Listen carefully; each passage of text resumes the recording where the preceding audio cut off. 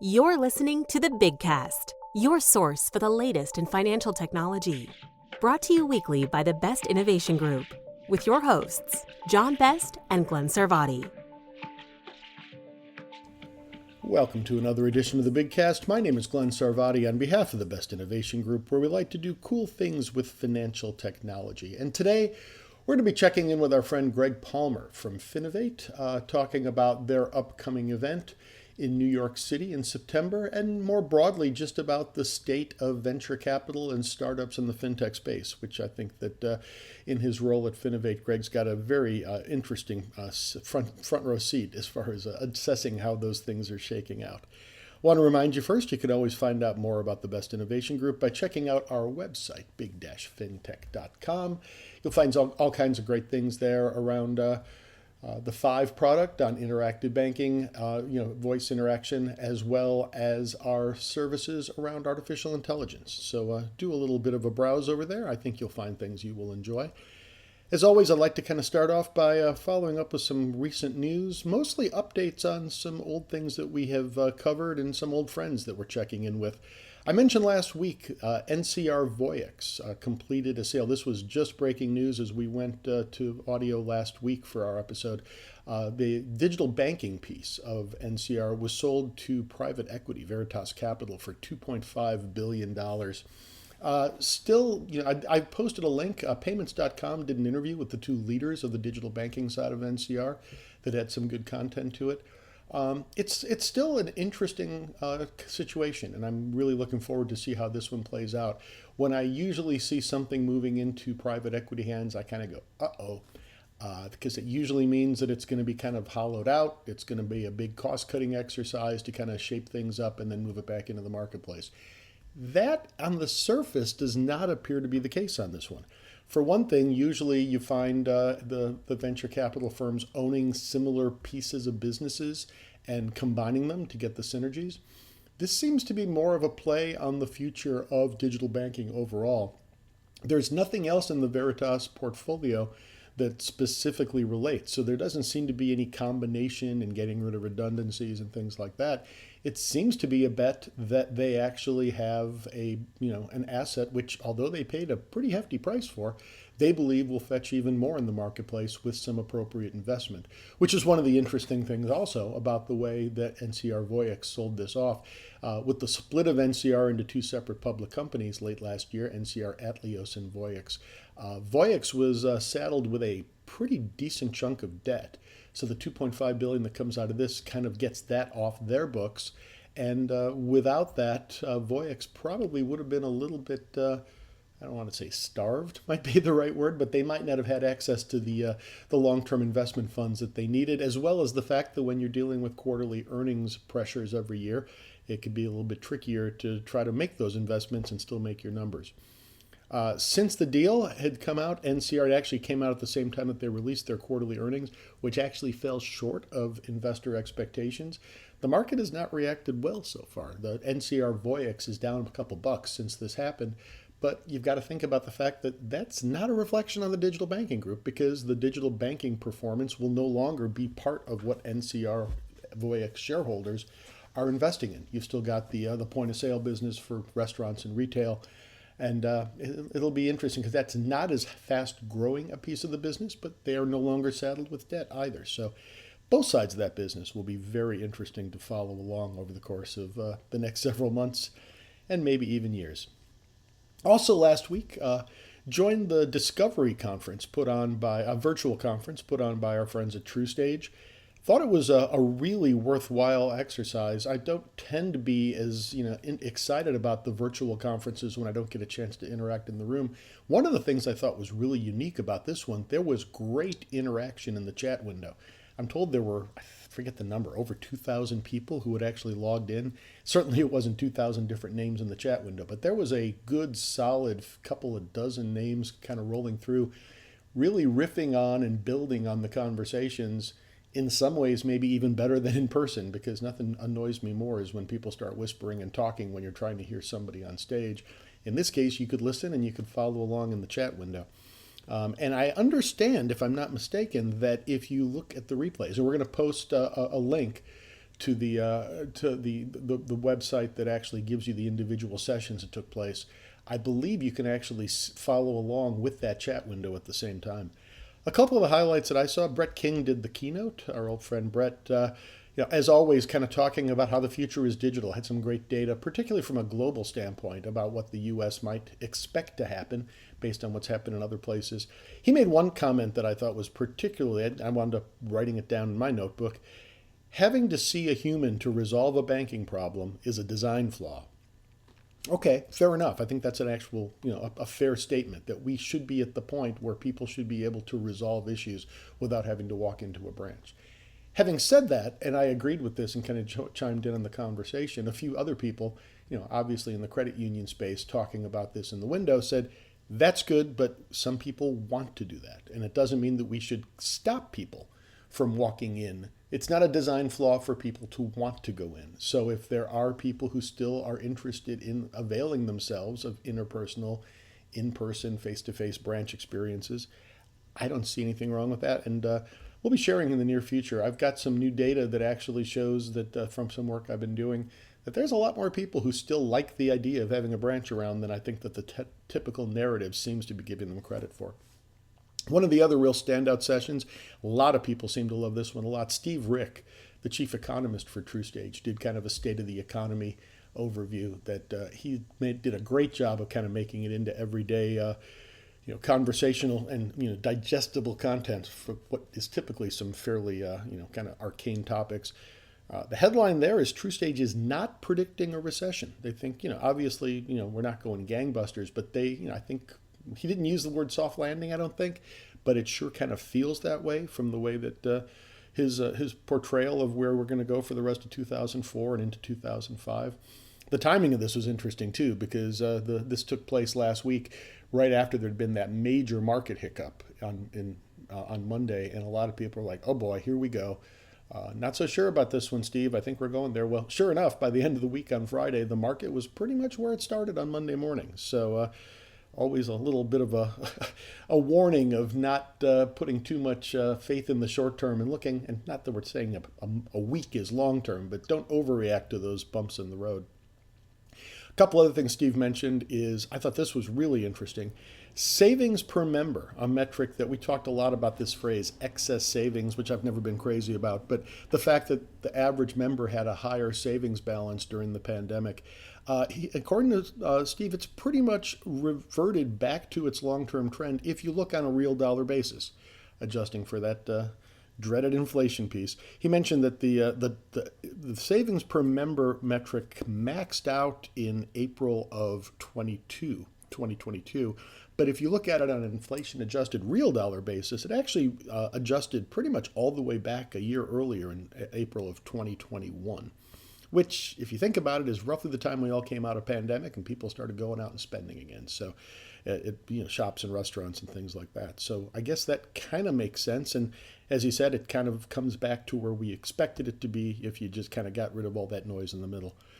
He also predicted that mortgage originations would be rising by 15% in 2025. That doesn't get you back to the boom years, but it certainly is welcome relief, I think. And that prediction was made even before mortgage rates declined last week.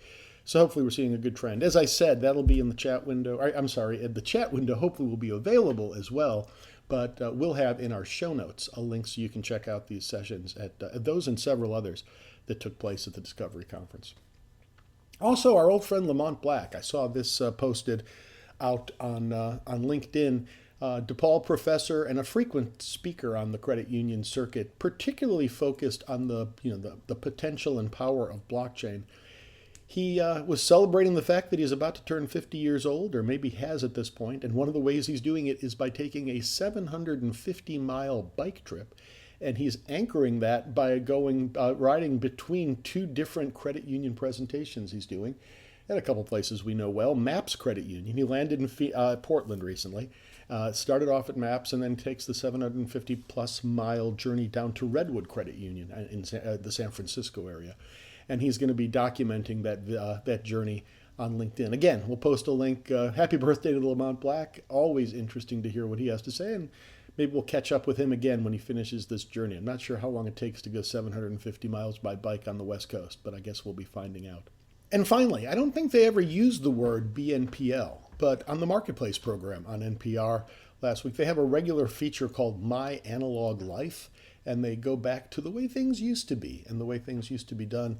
And they were talking about a shop, a family-owned shop, mom and pop in Texas, that did appliance repair, something you don't see as we've kind of made so many of our electronics obsolete, or the cost of actually repairing them exceeds the cost of that replacing them in many cases. Can vouch for TVs doing that. I remember having TV repairmen come into my house when I was a kid all the time because it was still made sense to actually repair them. But anyway, they talked about the fact that in this, this shop, people would have repairs done and couldn't pay the whole thing at the moment that they were having the repairs done. So on a paper ledger, the owners would keep track, and people would come in and make installment payments over time. It's a little bit different than the layaway plans I've talked about before. In this case, you actually got the service and you were paying over time. And didn't say this, but it sure sounded like there was no interest being charged. And it was just being decremented as time went on until they had a fire at the shop. And the ledgers got burned. They could read some of them, but not all of them. And a remarkable number of people came back in the shop and said, I just want you to know that I know this is the amount I still owe. Here's my most recent payment, and let's keep going. I thought that was pretty heartwarming. I kind of wonder in the BNPL world if suddenly there was a major breach and a wiping of data, and there was no record of how much you owed. I kind of wonder how many people would say, "Oh, no problem. Here, this is how much you still, feel free to take it out of my account." So the world has changed. I thought that one was kind of interesting, and that's my old man get off my lawn story for the week. But we'll post a link to that very brief thing. It was about a 3-4 minute segment on Marketplace that was earlier this week. With that, let's jump into our interview with Greg Palmer. As I said, Greg's the MC on stage at all the Finovate events. And it's always great to talk to him about what he's seeing going on in the marketplace because, as I say, he talks to these companies, he gets a really good sense, and not only that, talks to the audiences too, understanding what they're looking to see on stage. And we've obviously seen a lot of turmoil in the financial services space around investment, fintech investment, and I think Greg's got some real interesting perspectives on that. So let's have a listen. Back for our annual catch-up, or maybe even semi-annual. We talk fairly often. Greg Palmer, the host of Finovate, you'd recognize him as the MC on stage at their events in the spring in San Francisco, and coming up here on September 9th through 11th in New York City is the next Finovate Fall. Greg, always great to catch up with you and get your thoughts on where the market's headed. Yeah, my pleasure, Glenn. Thanks for having me. It is always good for us to catch up. And I think you're right. I think it is at least a couple of times a year at this point. Yeah, unfortunately, I didn't make it out to San Francisco last time, but really looking forward to this one. And I notice, I'm guessing I'm not the only one because I see that you've already got 60 companies listed demoing on your website. And I know you always kind of promote it as 60 plus. I don't think you usually have that many names out there this early. Have you seen that much more of a flurry of activity? We've seen certainly a lot of companies who are interested in getting involved earlier. We will cap it at 64. That's really all that the agenda can hold. But it is a little bit unusual for us to have so many names to announce this early. It's a combination of getting more companies interested early, but also fewer companies who want to remain in stealth. We always have a couple who prefer to kind of withhold their names until we get really close to the show. But right now that hasn't been as much of that. So I don't know if that's a shift in how these companies are doing business. Maybe there's less secrecy. People want to get their names out there earlier, but we have noticed a lot of activity moving earlier in the process, which is really fun. That's interesting. I hadn't thought about the stealth mode angle, and that probably speaks to the way the market may be kind of presenting itself a little bit more differently, which we can get into. I also noticed that 3/4 of your presenters are first timers on the Finovate stage. That seems like a higher ratio than usual as well. And I always think of that as a positive because I love seeing new stuff. Yeah, absolutely. I do too. And I think we're in a position now where we're sort of seeing the culmination of a couple of years of the industry kind of working through some of the pieces. Obviously, the pandemic set a lot of things back. There's been really a lot said about the funding environment, the kind of lack of funding going into fintech at the moment compared to where we were several years ago. But we're in a position now where we're now seeing, even if those funding numbers aren't where we might expect them to be, there are a lot of new companies getting created.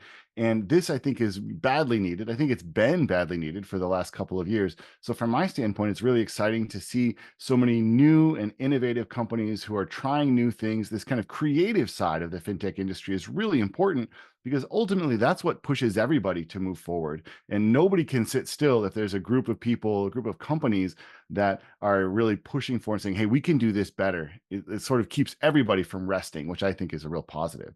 With that in mind, do you find that these presenters are coming at it with kind of a different objective? I mean, I always think of it as, you can kind of be looking at one of three things. You could be looking for investors, you could be looking for customers, you could be looking for partners. And, obviously any combination of the three, maybe all three of the above. But are you finding a shift in terms of where they're kind of prioritizing what they're trying to get out of this? Well, I think you're right at a very high level. Those are kind of the three primary motivations for companies that are coming in. I think one of the things that's happening is because companies that are getting Series A's or even seed rounds now, they're getting less overall funding, which means that they have to do more with less. It also means that they have to demonstrate a path to profitability much more quickly than some of the companies might have had to in sort of the earlier iteration of the funding environment. And so what that means, at least from what I'm seeing, is companies are coming in really more targeted in terms of who they're actually who they think their customers are, where they think those sources of funding are. So, in 2018, 2019, we would have people get up on stage and say, hey, this is really cool technology. Who wants it? Now we're seeing companies who are much more targeted, saying, actually, we've built this for this specific group. We're targeting credit unions, we're targeting mid-tier banks, we're targeting community banks, whoever that kind of ideal customer is. The sort of more focused nature of it is really interesting. And I think it speaks to the fact that these founders do have to do more with less. They have to have these kind of ideas much more well thought out. There's less of I can just sort of see who responds to me and then tailor it based on that feedback. So I think that's the first thing that I would say. I think the second thing that I would say is a lot of them are coming in with more refined messages. And that's a really crucial piece. As you know, the demo, being able to show your technology is a really important piece, but being able to talk about it and explain why it's different, why it's unique. I'm seeing more maturity in some of these company statements than I would normally see from a seed stage or a Series A company. And I can tell it's because they've been put through the ringer a little bit more. Even just getting funding, going through that process, you have to have more of an idea, not just how do I sell this group of venture capitalists, but how will I go and turn around and engage with the industry? So those two things I think are really good. Now, anytime you have new companies, there's a lot of uncertainty, there's a lot of rawness, which I think is also fun. I think our audience always enjoys seeing the kind of cutting edge of what's happening. But considering where these guys are in their company stages, I'm seeing a lot more maturity on those two areas, which I think is going to make it a really interesting show. Do you think, I mean, is it just that these founders have been put through the crucible earlier? Or do you think, I'm also wondering, is it maybe because fintech has become better known and maybe they have a better education about what it takes? The other thing that comes to my mind is, I know in the early days, there was probably more of an inclination to say, banks are dinosaurs, we're going to do a better way, who needs them? And I get the sense, tell me if you agree with this, that there's more people, as you just mentioned, coming in with we have this solution that you, Mr. Banker or Mr. Credit Union leader, can actually put to use. Let's work together. Yeah, I'm certainly seeing that as well. And that's been a shift over maybe you call even the last 10 years. Yeah. But I think the idea that you can come in and compete with some of these large multinational banks and find space in what is really a very crowded industry. That's been difficult. There have been companies who've been able to do that. Certainly, there are some very high-profile neobanks that have been able to break into the space and have achieved some really strong success. But those are the exception rather than the rule. And I think now you're looking at a lot of companies who come in and say, yeah, we want to help out the financial institutions. And potentially even more so, we want to help out the specific set of financial institutions. Instead of kind of engaging all banks and saying, we want to do this for banks, now we're seeing companies say, this is the right size bank for us. This is the right type of bank for us. If you offer this sort of program, we can help you out. And by kind of splitting this big group of financial institutions into different buckets, they're being more targeted. And now, as I say that, it's always important to put in the caveat. If I'm looking at credit unions, and all of a sudden somebody from a large bank comes over and says, "Actually, we think your technology is really interesting. We'd like to work with you." Of course, I'm going to say yes, right? Of course, you are. So it's not necessarily that they're pigeonholing themselves, but they have this really strong idea right out of the gate who they're trying to reach, what the specific hole is, what problem they're trying to solve, and that's where it gets really interesting. Well, that also leads to another question. We talked about who's presenting, but who's actually receiving the messages? And I'm curious to what extent that audience is kind of shifted in composition over time. I know you are proud of the fact you point out that all of the top 10 US banks will be represented. I think 18 out of 20 of the top 20 as well. But as you say, these solutions apply. So, who do you find to be in the audience at the smaller bank level? Does it tend to be more the regional associations or some kind of aggregating factor that can kind of get the message out to a broader number? And again, how many of these folks are just sheer investors or other partners in the space? Sure. So the financial institutions make up 50% of our audience, a little bit more. 50, Um, yeah, 50. 50. Yeah, 50. Got it. And obviously there's a lot of variety in that. And so certainly, as you pointed out, we've got the top 10 banks by assets under management, 18 of the top 20, and I think we'll end up somewhere around 40 or 45 of the top 50. So the kind of high end, this really large scale financial institution is well represented among our audience. We are also seeing an increase in credit union attendees. This is something that we noticed last year. We've actually put together a new platform specifically for credit union attendees. We call it the CU Spotlight, which is running on the 11th, brought to you by Circle, who does a lot of work with some early stage companies that are focusing on that credit union space. So that's a group that we're starting to see more of. We are seeing more community banks, more smaller financial institutions as well. And here's where you can sort of see these smaller FIs grouping themselves into, what you can see what their plans are for the future. Some of them are looking at these technologies and thinking to themselves, we really have to be engaging here. The time is now. I would argue maybe the time was even a couple of years ago, but hey, it's nice to see them now, and saying we have to future proof ourselves. We have to have a 5-year plan, a 10-year plan. And so they're coming in and engaging. And what's really exciting too is they're not just coming in and kind of looking and kicking the cans. They're actually engaging. They're looking for specific solutions that they can go and bring back, which works really well because so many of the companies, as I talked about, who are on stage are developing tools specifically for them. So this kind of really high level efficient matchmaking is something that we're starting to see a lot of. So that composition of the audience, the variety of the audience is really strong. So whatever type of demo you have to offer, there's somebody in the audience who is going to be there to hear it. If you're coming from the other side as an audience member, whatever you're looking for, somebody on that stage will have a solution that is aimed at what you're trying to do. Outside of the financial institutions, we've got a wide variety of other types of folks. Certainly, a lot of the audience is made up of the demoing companies themselves. I was going to say, Sponsoring. 50% bank still leaves a fair number. I think that's a good point. You've got the other demoing companies. I'm assuming investors are still a reasonably decent proportion as well. They are. Yeah. I mean, if you look at it from a percentage standpoint, as the audience continues to grow, the percentage of venture capitalists and investors goes down. But in terms of real numbers, we have a very strong group of venture capitalists who come to the event every year. And, it's one of those things where, from our standpoint, we love to see when VCs are bidding against each other. I love to see them in competition for the same types of companies. And if you're one of the companies who's able to do your demo really well, that is a realistic outcome for you to have people kind of coming over and saying, hey, go with us. We can give you better terms. We can give you whatever else. So the venture capitalist is somewhere around 5% of the audience. Industry, press, analysts, things like that, somewhere around 5%. A lot of the other kind of fintech side of the ecosystem is going to be 30-35%. Looking for partnerships and things like that. I mean, looking for partnerships or coming to network, or even just sort of seeing what everybody else is doing. A lot of folks are come to Finovate just to get that inspiration. Say, okay, I've seen a lot of really cool pieces of technology. This is where the industry is. Now I need to go back and make sure that I'm competing with them. So it's a way to kind of get a sense of who your competition is as well. Yeah, I mean, I just, it's kind of one of those old stories of the way, you don't like the weather, hold on, it'll change soon. I mean, that's one of the things.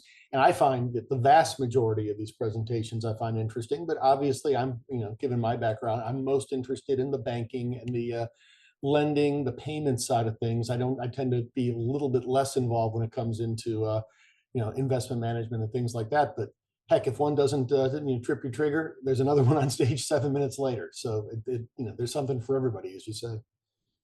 Yeah, yeah, absolutely. So it's a great point. And I think what the audience is, what in the thousand range or so, is that roughly where you're at these days? We'll be close to 2,000 Oh, at that Fintech big, Fall even this bigger time than around. I didn't realize Yep. that ballroom was that big. Wow. Okay. Yeah, well, so it's one of those things where, 2,000 people over the course of the 3 days. Obviously, people are coming and going at any given moment, but we will end up with last year we were just under 2,000 registered, and this year we're pacing slightly ahead. So I think we'll hit that 2K number this time, which is really exciting for us. As you say, we get to a point where we start to say we can't actually fit more people in the venue. The Midtown Manhattan Ballroom, let me tell you, they are really strict about fire code and things like that, as they should be. I don't mean to disparage the work that people do, but there is a hard limit there somewhere. We haven't found it yet, but it is something that we have to start thinking about. Yeah, and you mentioned before, I mean, our listeners will be very familiar with the Circle Fund from the credit union side. I believe the Independent Community Bankers Association has also been involved. So, you obviously are hitting all those buttons. Yeah, given the fact, as we talked about before, funding kind of receding, at least in terms of the big checks, the really big checks. What are you thinking in terms of the founders? You said kind of doing more with less, but do you any sense? We talked a little bit before we started recording that there's an awful lot of companies out here right now. There's probably heavier competition a little bit earlier in the life cycle. Is that a fair way of thinking about it? I think it is. Yeah, absolutely. So, we talked about, yeah, you're absolutely right. Founders having to do more with less. I think that's certainly a part of it. They are facing more competition. A lot of the venture capitalists that I've been talking to are eager to get back into the space. They know they've got a lot of money that's sitting on the sidelines right now and are trying to figure out where they want to go and invest it. They are I still think being a little bit more conservative with their funds, but they're starting to release it a little bit. And then another piece that I want to come back to is one that you said earlier. I think there are a lot of there's a lot of young talent who grew up looking at the fintech ecosystem and really thinking, I want to get involved with this. And as opposed to, a decade ago, people would generally kind of go for a tech career and all of a sudden say, okay, actually, maybe fintech is a way I can make some money. Now there are educational programs which focus on financial technology. There's a lot of really clear paths to innovation for people coming from the right kinds of schools. And so we're seeing a lot of younger people who are coming in and targeting the space. The other thing that I'm seeing a lot of is people who bring this personal connection to a problem that they're trying to solve. Somebody who has their own personal experience with maybe an immigrant parent who struggled to get access to credit and then can come and say, how can I fix this problem? Or, somebody who saw firsthand, their own struggle with debt, or they witnessed family members struggling to get out of debt. They go in and say, okay, now let me try and help out. Let me build something that tackles this problem. So you've got this really kind of energized, motivated group of people that are coming in that really have this enthusiasm and this energy. And I think this is one of the things that the industry has been lacking for a little bit. So I'm excited to see it. And I think the kind of battle tested side of it is going to make a lot of these people much more realistic about what they need to deliver and how much funding they need to take, what taking that funding looks like for the future, how much I then have to go pay back at the end, what my potential exit looks like. So this kind of combined sense of realism, of being battle tested with this energizing and optimism.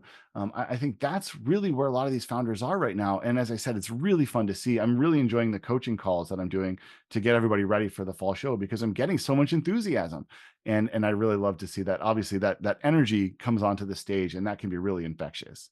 Yeah, and I definitely see the same thing down here in Georgia. We've got the Georgia FinTech Academy like that. And as you say, it's like this used to be an industry you kind of fell into, whether, by happenstance or suddenly some idea finally kind of, lit the light bulb in your head. But I'm running into more and more younger people who specifically say, I want to get involved in FinTech, which would have been frankly unheard of, 10, 15 years ago. But it's kind of neat to see that starting to happen. And that's got to be fun with the coaching aspect as well, kind of getting people further along the line. I'm sure you kind of run the gamut in terms of people who, like you say, are already pretty experienced in this versus folks who are for the first time really need some help in terms of making the best use of their 7 minutes. Absolutely. I would always rather take somebody who's really enthusiastic and energetic and help them refine their message and kind of put that polish on there. That's way, way easier than to take somebody who doesn't even seem excited about their own product and get them to show some energy. If you come in and you're energetic, I can control that energy and help you say, okay, this is where you need to focus. Here's how you get the most out of these 7 minutes. That's much easier and, quite frankly, much more fun than getting somebody who will you just worry, okay, I just really don't want you to put the audience to sleep. That's all I'm trying to do from your presentation, is make sure that you don't accidentally turn everybody off in 7 minutes, which, not to, be too on the nose about it, but it has happened. Seven, like I say, 7 minutes. I mean, it may get tricky if you're like the last one of the batch of 6 or 7 that go back to back to back. But you can always go through that. And again, just maybe to remind people, this is in September 9th through 11th. The demos are all on the Monday and Tuesday, the 9th and 10th. But you've got some other content that's actually sprinkled through those days, because you can't just go demo, demo, demo all day long. But then the final day is a little bit more of the thought leadership. I know you always do the analyst all-stars, the investor all-stars, and I think there's always some great insights that come out of those sessions as well. Yeah, absolutely. So on that Wednesday, the 11th, you're right. We have some of those really popular main stage sessions. That's also where we'll break into different groups. That's when that credit union session that I mentioned earlier will be. We're also doing a new session on wealth management, focusing specifically on technologies and strategies around how to make sure that the wealth management community has the tools that they need to go forward. And then a variety of other subject areas as well, for people who are really interested in going into specific pieces. So the demos are all the 9th and 10th. We'll be announcing the best of show winners at the end of the day on the 10th, but there is quite a bit on the 11th for people who stick around for that day and are interested in the deep dive. And you should check out the agenda on our webpage to see more specifically what's happening there. But quite a few different choices for people to make, which I think is going to give everybody kind of their own personal Finovate experience. Here's what you want to get out of it. We're happy to help provide that. And yeah, we'll post the link, but it's pretty easy to find at finovate.com. And I believe you've got a discount code also for listeners who want to attend, right? Yes, absolutely. So anybody listening to this who's interested in joining us, you can save 20% on your ticket. That code is BIG20, no spaces in there. So just enter that on the registration page. If you are coming from a financial institution, there is special FI pricing. So you're welcome to that as well. And that code, that 20% off code, would be on top of the financial institution pricing. But check out the registration page to see what we've got available. But I do hope we're able to get a good group there. Well, we will get a good group there, but I hope a lot of people listening were able to come in and join us. Well, particularly given the added focus, I know you've made that kind of a priority to bring, as you said, the separate track for the credit union space and the Circle Fund's involvement. So I can't wait. I mean, it's been a year. I didn't get a chance to get out to the West Coast this year, so I'm definitely looking forward to it. Good to catch up with you, Greg, and looking forward to seeing you as always, right after the U.S. Open. I mean, you pretty much kick off the second the men's finals take place in Forest Hills. I'm usually landing almost exactly at that time. Yeah, I guess we should be promoting that. Come into town for the U.S. Open, stay for Finovate. No, I'm excited to see you there as well, Glenn. I know you always are one of our A students, get there bright and early and watch every demo and take a lot of notes. So I look forward to seeing some of your coverage coming out of the event afterwards. And I'm always interested in who strikes your interest, because you've got such a good view of the industry at large, and the companies that you pull out do have a way of kind of gaining interest from a lot of other people. So I'm sure we'll touch base afterwards and figure out who kind of caught your eye this time around too. But in the meantime, yeah, getting excited and excited to see you there as well. Great, and I'm happy to say that I don't always. It's not groupthink. I mean, the best of show is a audience vote, and you usually pick. I think it's roughly about the top 10% or so of the presenters. Yep. And I usually wind up when I try to catch up with as many of the ones that I find to be the headline, my favorites. But I'm usually right with 3 or 4 of them, and I wouldn't like it if we all picked the same things. It would kind of take all the mystery out of it. No, absolutely, and you expect a diverse audience to have diverse votes, right? They're exactly. Focusing on different things. And so that's one of the areas where winning best of show at Finovate is really a nebulous thing to do, because you have to kind of strike a chord across so many different subsets of the industry. So it's not easy to do. It's not easy to predict who the audience is going to vote. I'd probably say I'm about 50% right there with you. I have a good idea of who's competitive, but I'm always surprised as well by some of the winners. Yeah, I'm often shocked in both directions in terms of people who did win and people who didn't win. But anyway, Greg Palmer, the host of Finovate, thanks again, and see you soon. And we'll be definitely following up with the results. My pleasure, Glenn. Thanks for having me. So one more time, as Greg said, and we'll have this in the show notes as well, if you go out to the Finovate website and join us, I will be there. As he said, I tend to sit in the front row. You can feel free to stop by and say hi if you happen to come to New York, September 9th through 11th. But use the code BIG20, BIG20, the numbers 2 and 0, when you check out, and you'll get a 20% discount on your registration for Finovate. I always find them extremely useful. The Monday and Tuesday will be the days where we'll see 60 plus demos. There's some other content that takes place those days as well. And then the third day has a nice agenda with a bunch of other things that I always find entertaining. Analyst all-stars, investor all-stars, giving their perspectives on stage. With that, another episode of the Big Cast in the books. Again, my name is Glenn Sarvati. You can track me down via my firm, 154 Advisors. You can find the Best Innovation Group online at bigfintech.com. You can find us both on Twitter, Blue Sky, all those kind of, if you want to call it X, you can call it X, knock yourself out. Big FinTech for the Best Innovation Group, 154 Advisors for me. Our Grand Poobah, John Best, can be found at JB FinTech. We'll be back next week. New content always on Tuesdays with the Big Cast. You can find our archive of past episodes there at the media tab at big-fintech.com. You'll also find us wherever you find your podcasts, Spotify, Apple Music. I never mentioned Amazon. I discovered we're on Amazon too.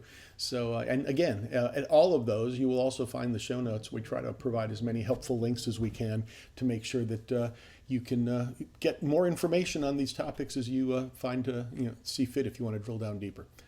So hopefully you'll check us out again next week. As always, thanks for listening. Check back each week for the latest from the Big Cast. Or better yet, we hope you'll consider subscribing for free via Spotify, Stitcher, Apple, or wherever you get your podcasts.